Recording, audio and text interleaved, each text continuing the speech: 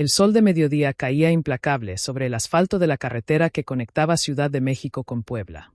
Santiago Robles aflojó la corbata mientras manejaba su BMW plateado, sintiendo como el aire acondicionado luchaba contra el calor que se filtraba por los cristales.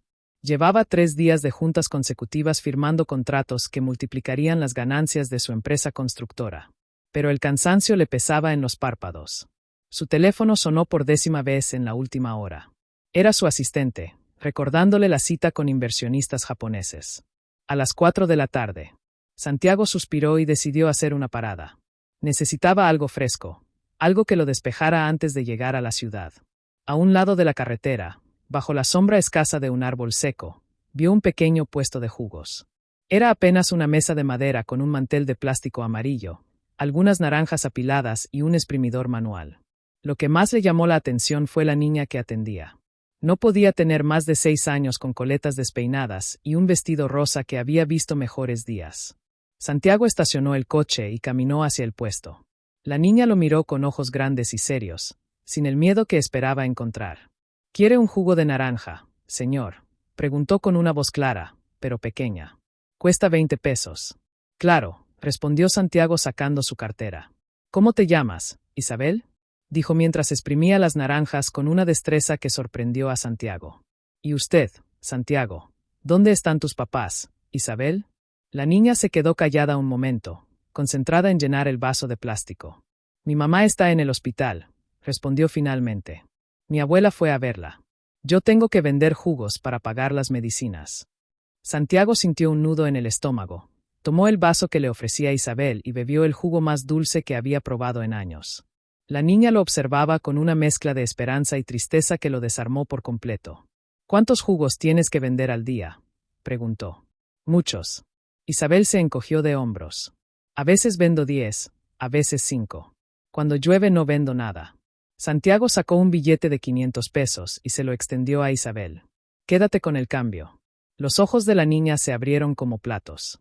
«No puedo, señor, es mucho dinero. Si puedes, cuéntame más de tu mamá». «¿Cómo se llama?». «María Guadalupe». Isabel guardó el billete en una lata oxidada. «Está muy enferma.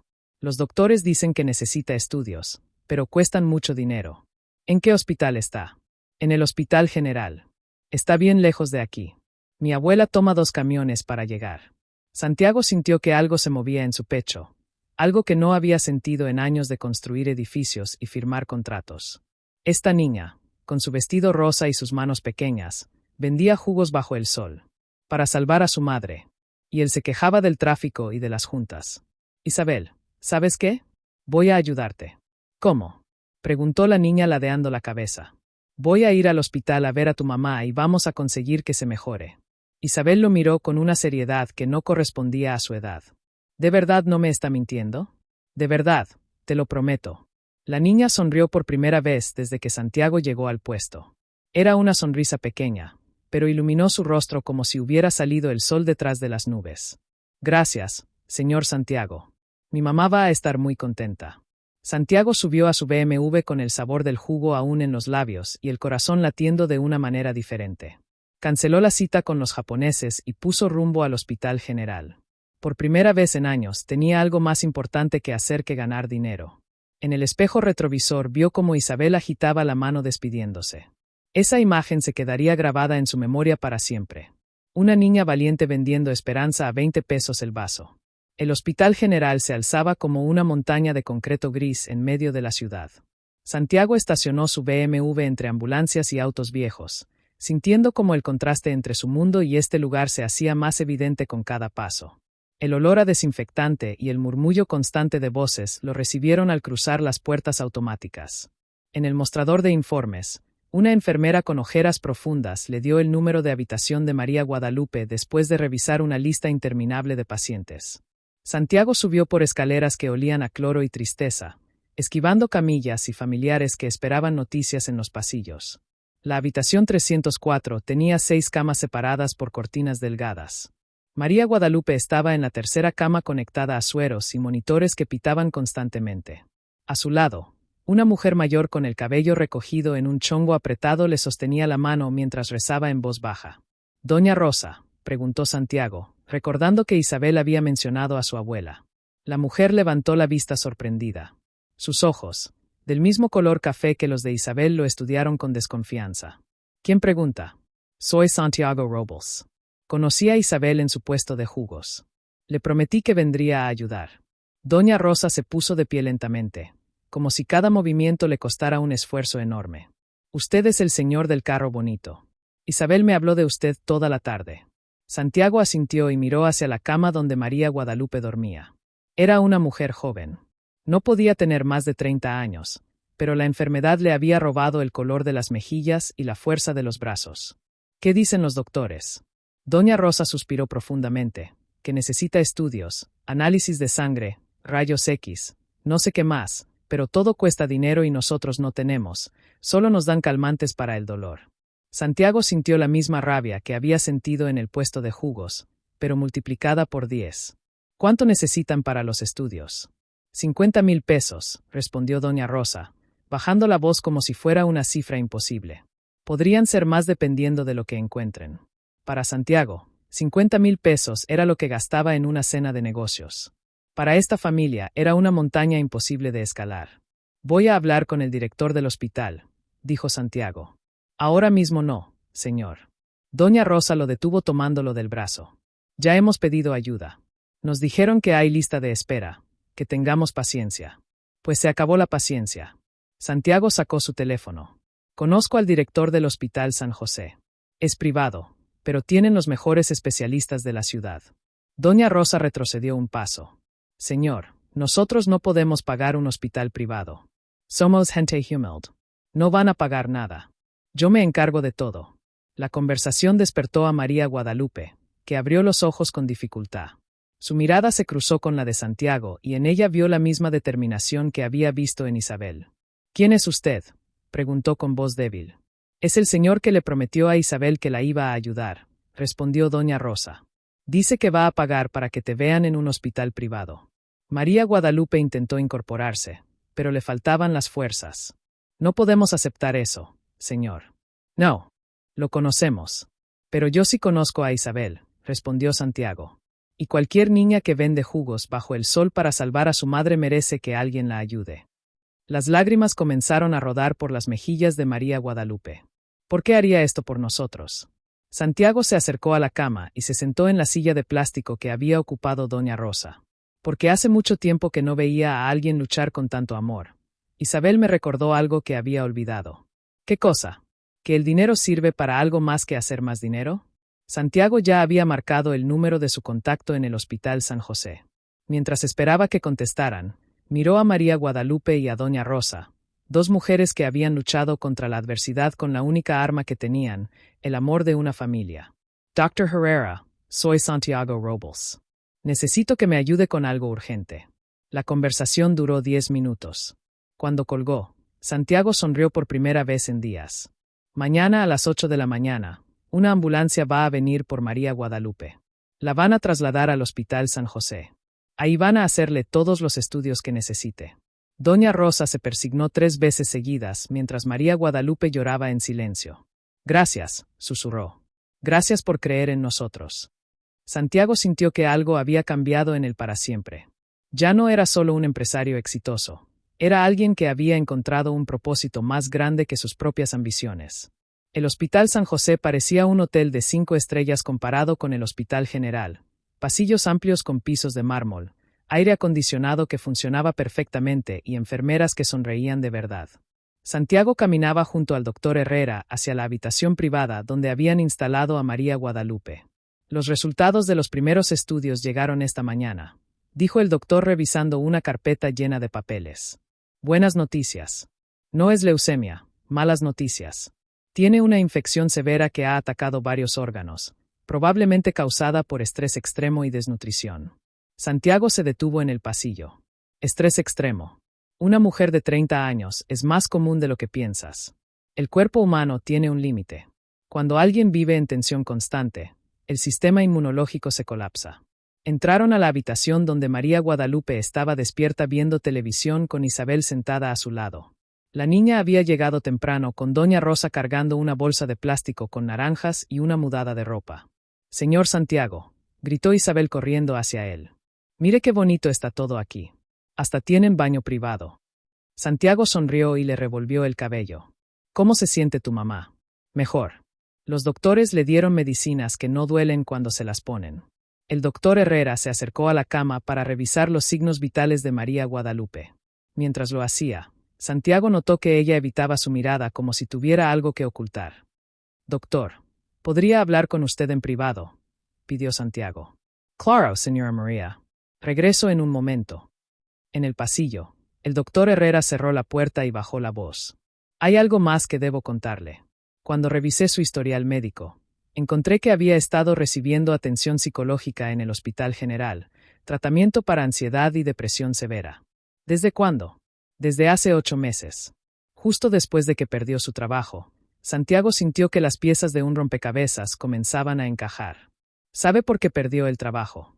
Eso tendrá que preguntárselo a ella. Pero, doctor, hay marcas en sus brazos que sugieren que alguien la lastimó. Moratones viejos, cicatrices pequeñas. Cuando llegó aquí estaba muy nerviosa. Seguía preguntando si alguien había preguntado por ella.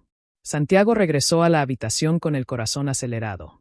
Isabel estaba contándole a su madre sobre todos los jugos que había vendido el día anterior, pero María Guadalupe no parecía estar escuchando. Tenía la mirada fija en la ventana, como si esperara ver algo que no quería ver. María, ¿podemos hablar?, preguntó Santiago sentándose en el sillón junto a la cama. Ella lo miró con ojos que parecían llevar el peso del mundo.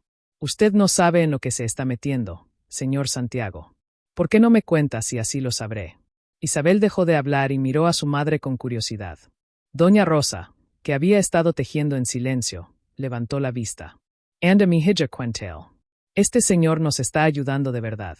María Guadalupe respiró profundamente como si estuviera reuniendo valor para saltar de un precipicio. Yo trabajaba en las oficinas de la SEP, en el departamento de contratos para construcción de escuelas. Era secretaria del licenciado Mendoza. Santiago conocía ese nombre. Raúl Mendoza era un funcionario poderoso que manejaba millones de pesos en contratos públicos. ¿Qué pasó? El licenciado Mendoza. Él, María Guadalupe, se quebró. Me acosaba. Al principio eran comentarios, después toques. Un día me encerró en su oficina y trató de forzarme. Isabel se acercó a su madre y le tomó la mano, sin entender completamente lo que estaba pasando, pero sintiendo su dolor. ¿Qué hiciste? Lo denuncié. Presenté una queja formal en Recursos Humanos. Tenía pruebas, mensajes, grabaciones. Pensé que me iban a ayudar. ¿Y qué pasó? Me despidieron a la semana siguiente. Dijeron que había cometido faltas administrativas. Inventaron expedientes, documentos falsos. Después empezaron las amenazas. Santiago sintió que la sangre se le helaba en las venas. ¿Qué tipo de amenazas? Cartas en mi casa llamadas a medianoche. Tipos que me seguían cuando iba al mercado. Me dijeron que si no me quedaba callada le iban a hacer daño a Isabel. Doña Rosa se persignó y susurró una oración. Por eso me enfermé, continuó María Guadalupe.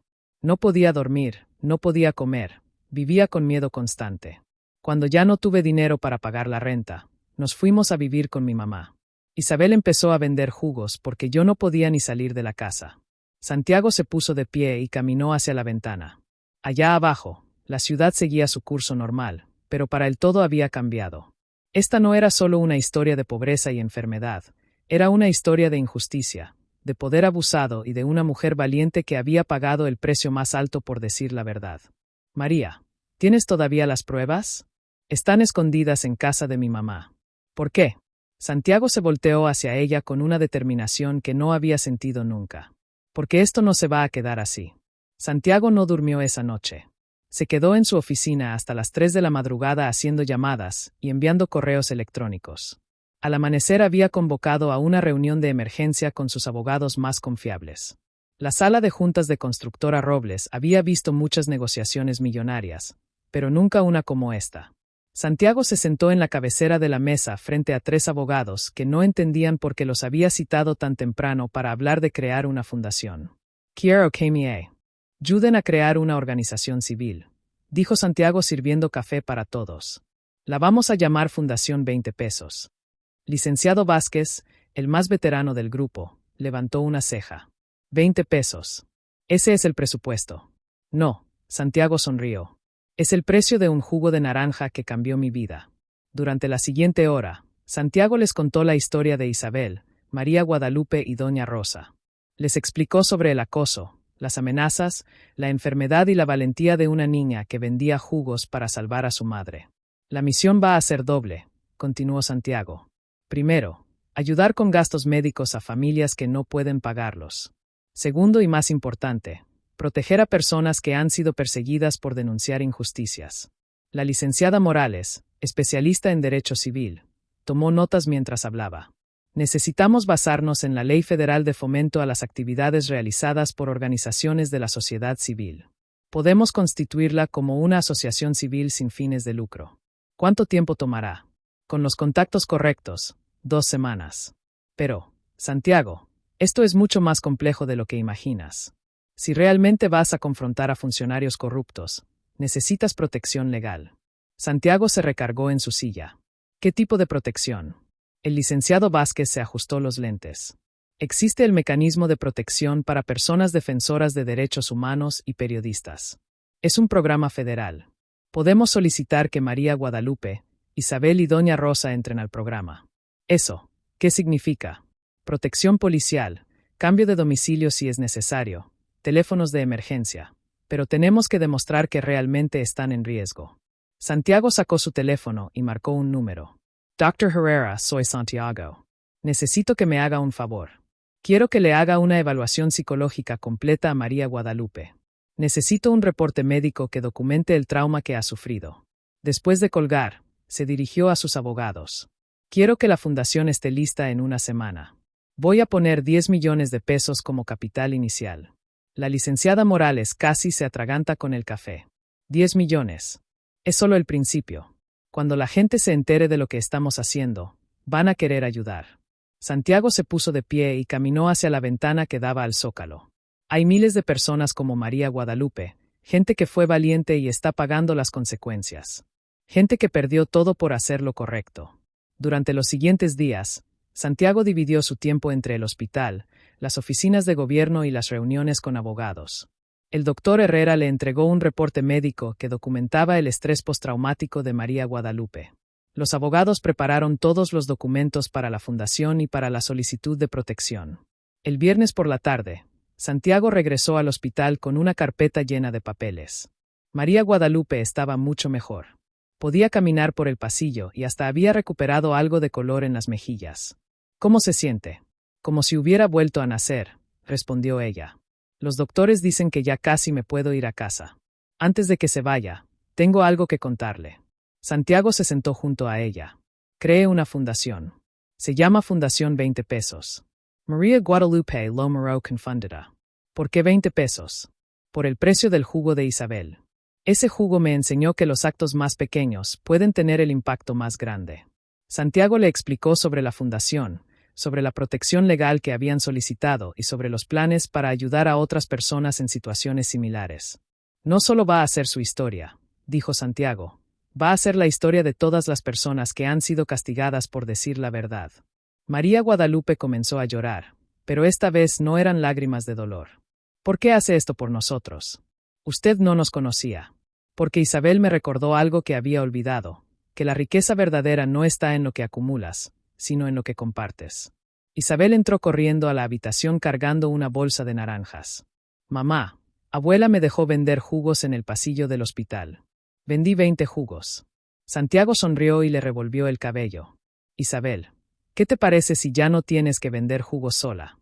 ¿Por qué? Porque ahora tienes un equipo completo que te va a ayudar. La niña lo miró con los ojos brillantes. De verdad, de verdad. Y todo empezó con tu jugo de 20 pesos. La historia de la Fundación 20 pesos se extendió como fuego en pasto seco. Todo comenzó cuando Santiago decidió compartir la historia de Isabel en sus redes sociales. Una foto de la niña sonriendo junto a su puesto de jugos, acompañada de un texto que contaba cómo un encuentro casual había cambiado su vida para siempre. En menos de 24 horas la publicación había sido compartida 1000 veces. Los comentarios se multiplicaban cada minuto. Madres que contaban historias similares, trabajadores que habían sufrido acoso, familias que no podían pagar tratamientos médicos. Todos querían ayudar. Todos querían ser parte de algo más grande. Santiago estaba en su oficina revisando las solicitudes de apoyo que llegaban por correo electrónico cuando su asistente entró con cara de preocupación. Señor Robles, hay periodistas esperando en la recepción. Quieren hablar con usted sobre la fundación. ¿Cuántos periodistas? 5. De televisión, radio y periódicos. También hay una señora que dice que trabajaba en la CP y que quiere contar su historia. Santiago bajó a la recepción y se encontró con un grupo de reporteros que lo bombardearon con preguntas. Pero la persona que más le llamó la atención fue una mujer de mediana edad que esperaba pacientemente en una esquina. Señor Robles, soy Carmen Vega. Trabajé en la CEP durante 15 años. Renuncié hace 2 años por la misma razón que María Guadalupe. Santiago la invitó a su oficina mientras los reporteros esperaban. Carmen le contó una historia que le heló la sangre. Años de acoso sistemático, un grupo de funcionarios que protegían a los agresores y un sistema diseñado para silenciar a las víctimas. No es solo Mendoza, dijo Carmen, es toda una red. Políticos, empresarios, funcionarios, todos se cubren las espaldas. Tiene pruebas. Tengo nombres, fechas, documentos, pero también tengo miedo. Cuando renuncié, me amenazaron con destruir mi reputación. Si hablaba, Santiago le ofreció protección a través de la fundación y le pidió que compartiera su testimonio con los periodistas. La entrevista se transmitió esa misma noche en el noticiero más visto del país. El impacto fue inmediato. Las redes sociales explotaron con historias de acoso, corrupción y abuso de poder, pero también comenzó la contraofensiva. Al día siguiente, Santiago recibió una llamada de un número desconocido. Señor Robles, sería conveniente que dejara de meterse en asuntos que no le corresponden. ¿Quién habla? Un amigo que le da un consejo. Cancele esa fundación y olvídese de estas historias. Hay gente muy poderosa que no está contenta. Santiago colgó el teléfono y de inmediato llamó a sus abogados. 1 hora después tenía seguridad privada en su oficina y en su casa, pero las amenazas no se limitaron a él. Esa misma semana el puesto de jugos de Isabel amaneció vandalizado. Habían pintado palabras obscenas en la mesa y roto todas las botellas de vidrio. Doña Rosa encontró una nota que decía: «Dile a tu nieta que se calle si no quiere que le pase algo malo». Santiago llegó al lugar del incidente acompañado de periodistas y cámaras de televisión. Isabel estaba llorando entre los brazos de su abuela. Pero cuando vio llegar a Santiago, corrió hacia él. «Señor Santiago, rompieron mi puesto. Ya no voy a poder vender jugos». Santiago se agachó para quedar a la altura de la niña. «Isabel, ¿recuerdas lo que te dije sobre tener un equipo?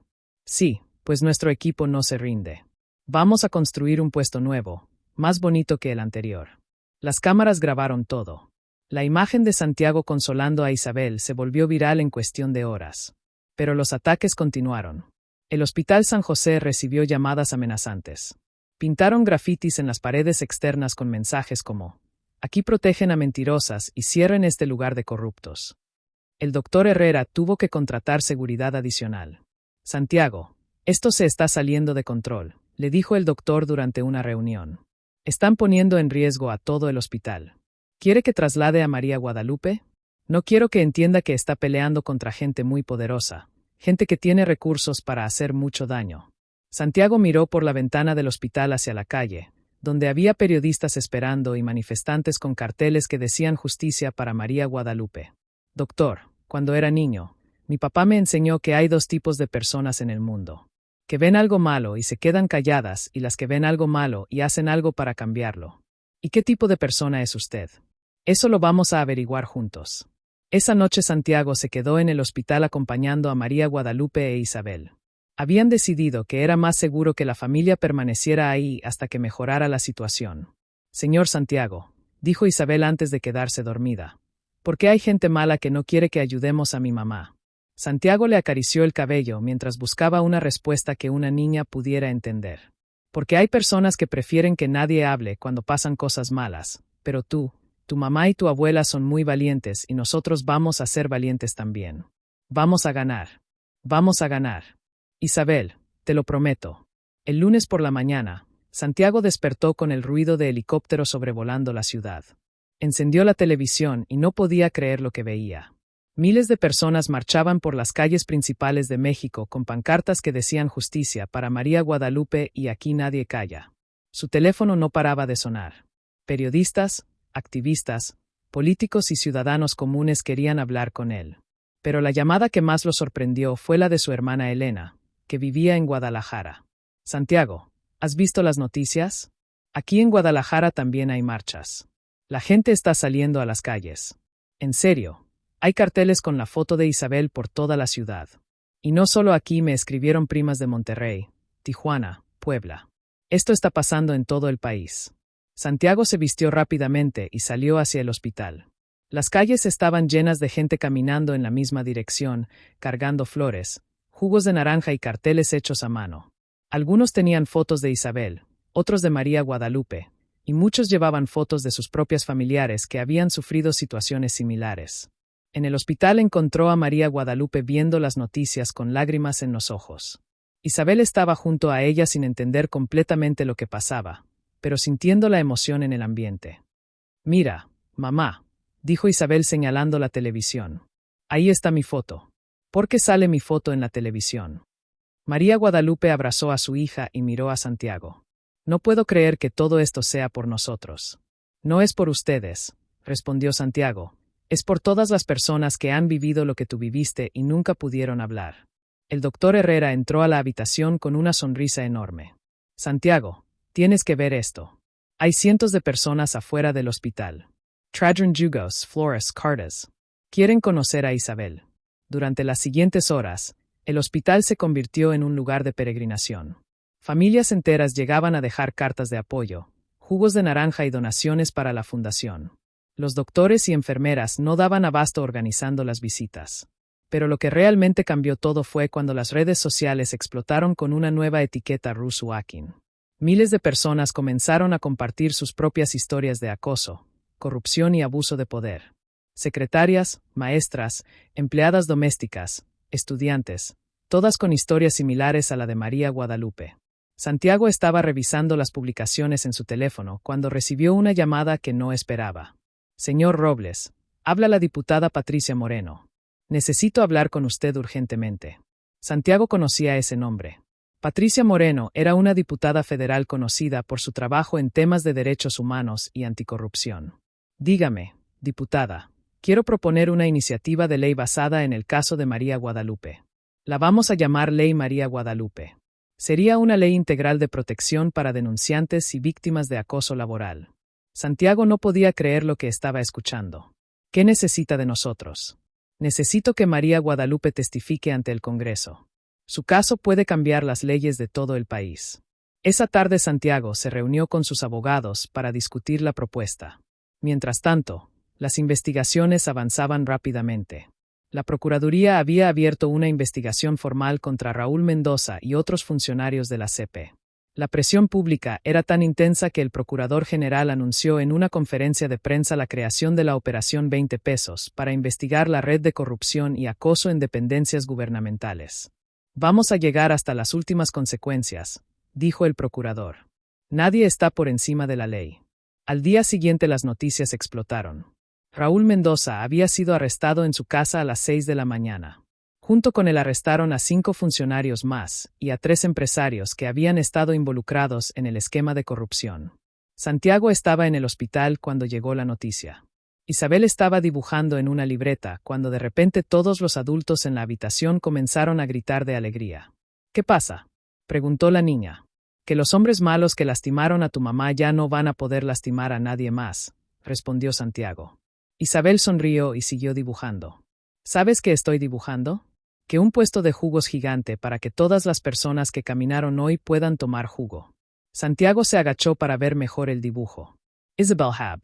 Y ha dibujado un puesto de jugos del tamaño de un edificio, con una fila de personas que daba la vuelta a la cuadra. Encima del puesto había un letrero que decía «Jugos de la verdad». «Jugos de la verdad». Sí, porque mi mamá me dijo que cuando dices la verdad, aunque duela, después te sientes mejor, como cuando tomas jugo cuando tienes sed. Santiago miró el dibujo y se dio cuenta de que una niña de 6 años había entendido mejor que cualquier adulto lo que estaba pasando en el país. «Isabel, ¿sabes qué? Creo que tu idea de los jugos de la verdad es la mejor idea que he escuchado. En serio, en serio. Y cuando salgamos de aquí, vamos a construir ese puesto gigante que dibujaste». La niña aplaudió emocionada mientras afuera del hospital miles de personas seguían marchando con carteles que decían: «Aquí nadie calla». 3 semanas después del arresto de Raúl Mendoza, el Hospital San José vivía uno de sus días más especiales. María Guadalupe había terminado su tratamiento y los doctores confirmaron que la infección había desaparecido completamente. Pero lo más importante era la tradición que estaba a punto de cumplir. El doctor Herrera había explicado a la familia sobre la campana dorada que colgaba en el jardín del hospital. Era una tradición que habían adoptado de hospitales en Estados Unidos cuando un paciente terminaba exitosamente su tratamiento contra una enfermedad grave. Tocaba la campana para celebrar su victoria. «¿Yo voy a tocar esa campana?», preguntó Isabel mirando por la ventana hacia el jardín donde brillaba el objeto dorado. «Tu mamá la va a tocar», respondió Santiago, «y todos nosotros vamos a estar ahí para escucharla». María Guadalupe se había puesto un vestido azul que le había regalado una de las miles de personas que habían enviado obsequios al hospital. Se veía completamente diferente a la mujer pálida y asustada que había llegado semanas atrás. Tenía color en las mejillas, fuerza en los brazos y, sobre todo, esperanza en los ojos. A las 5 de la tarde, una multitud se había reunido en el jardín del hospital. Periodistas, doctores, enfermeras, activistas y ciudadanos comunes esperaban el momento. Entre la multitud, Santiago reconoció caras familiares. Carmen Vega, la mujer que había denunciado el acoso en la SEP, la diputada Patricia Moreno, que había presentado la iniciativa de la Ley María Guadalupe, y docenas de personas que habían compartido sus propias historias usando el hashtag Aquí Nadie Calla. Doña Rosa caminaba junto a María Guadalupe cargando un ramo de flores amarillas. Isabel iba de la mano de Santiago llevando un jugo de naranja que había preparado especialmente para la ocasión. «¿Están listos?», preguntó el doctor Herrera.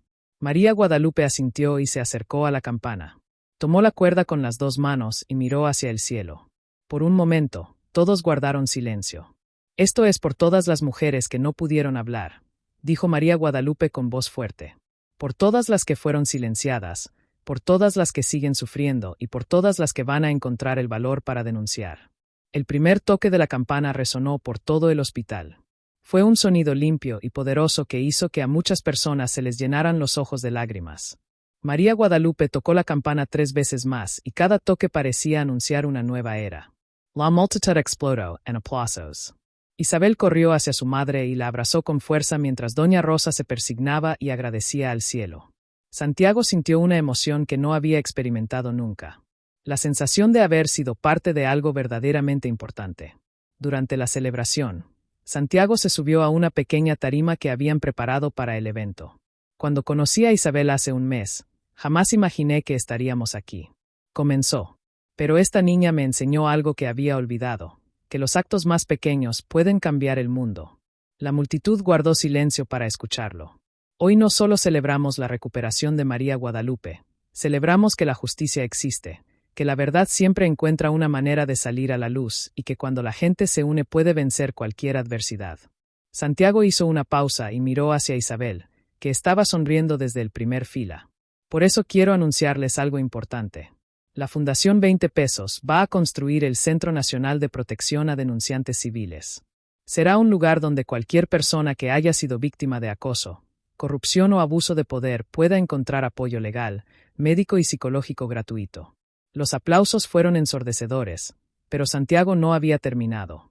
El centro llevará el nombre de las 3 mujeres que hicieron esto posible: Centro María Guadalupe, Isabel y Rosa, porque ellas nos demostraron que la valentía no tiene edad y que la verdad siempre triunfa sobre la mentira.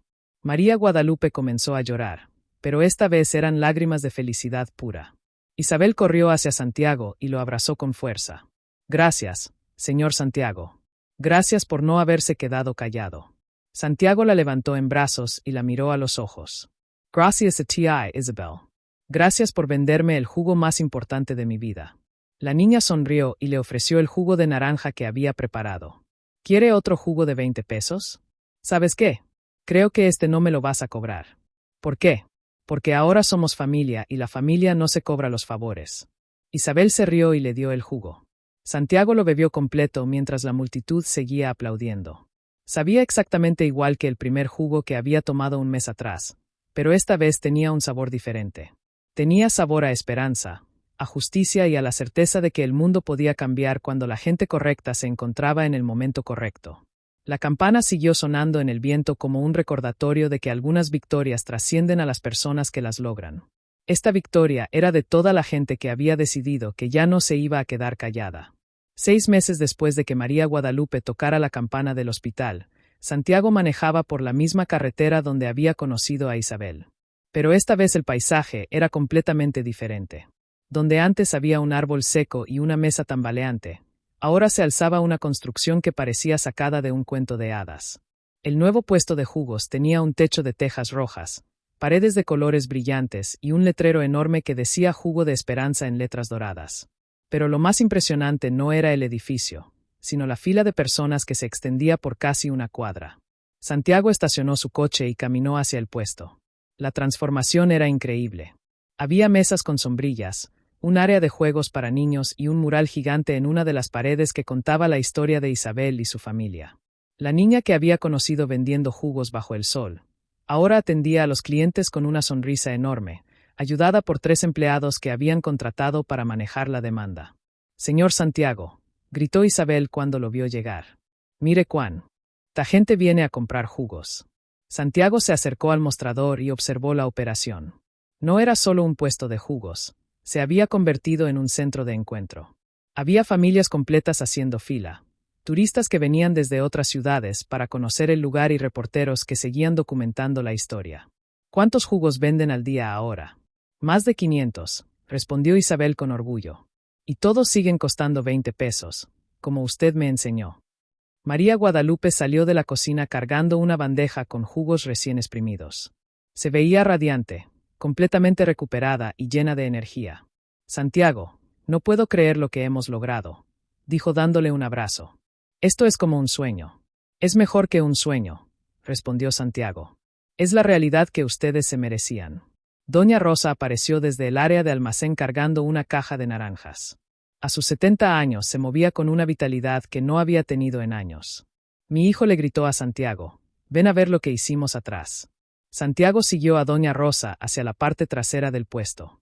Ahí había una sección que no había visto antes, un pequeño museo con fotos, recortes de periódicos y objetos que documentaban toda la historia. Había una vitrina con la lata oxidada donde Isabel guardaba sus primeras ganancias, copias de los reportes médicos de María Guadalupe y hasta una réplica de la campana del hospital. Pero lo que más le llamó la atención fue una pared completa cubierta de cartas, miles de cartas de personas de todo el país que habían enviado mensajes de apoyo, fotografías de sus propias familias y testimonios de cómo la historia de Isabel había cambiado sus vidas. «Llegó una carta muy especial ayer», dijo Doña Rosa entregándole un sobre elegante del Senado de la República. Santiago abrió la carta y leyó en voz alta. «Estimada familia Robles Guadalupe, nos complace informarles que el Senado de la República ha aprobado por unanimidad la Ley María Guadalupe de Protección Integral a Denunciantes. Esta ley, inspirada en su valentía y lucha, garantiza protección legal, médica y económica para cualquier persona que denuncie actos de corrupción o acoso laboral. Asimismo, se ha destinado un presupuesto federal de 500 millones de pesos para crear centros de protección en todo el país basados en el modelo de la Fundación 20 pesos. Santiago se quedó sin palabras. María Guadalupe se cubrió la cara con las manos y comenzó a llorar. «¿Qué significa eso?», preguntó Isabel. «Significa que lo que le pasó a tu mamá no le va a pasar a nadie más», respondió Santiago, «y que lo que tú comenzaste vendiendo jugos se convirtió en una ley para todo México». Isabel sonrió y corrió hacia el mostrador principal. «Oigan, todos», gritó a los clientes. «Mi mamá tiene una ley con su nombre». Los clientes comenzaron a aplaudir y a preguntar de qué se trataba. En pocos minutos el puesto se había convertido en una celebración improvisada. Santiago se acercó a María Guadalupe, que seguía llorando de emoción. «¿Cómo se siente ser la inspiración de una ley federal?» «Me siento como si hubiera valido la pena todo lo que pasamos», respondió.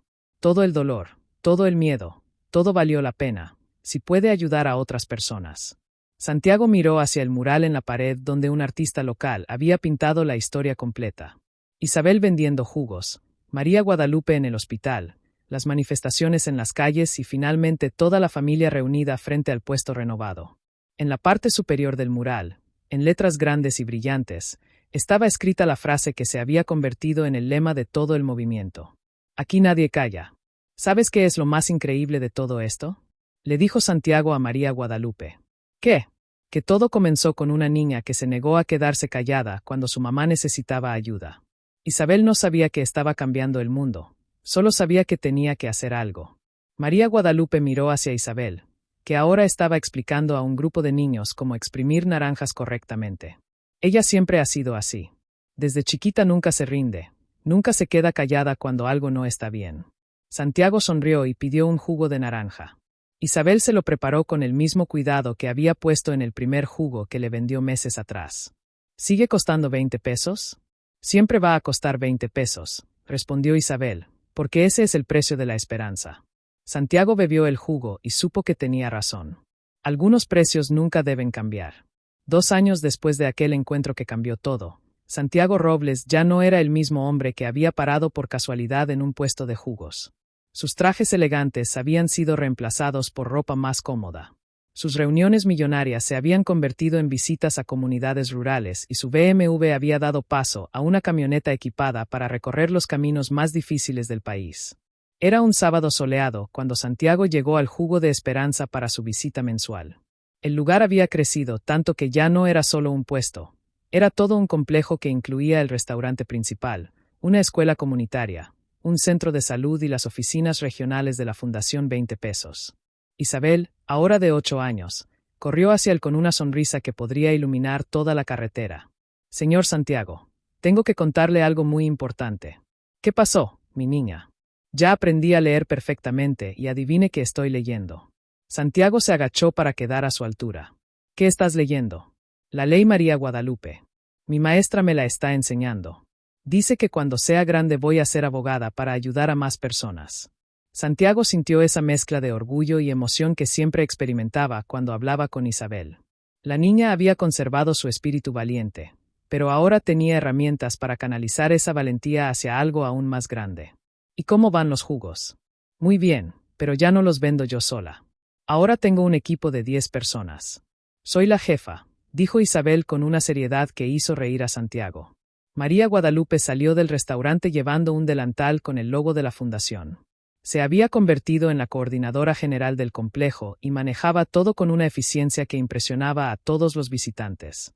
Santiago, llegaste justo a tiempo. Tenemos visita especial hoy. ¿Quién?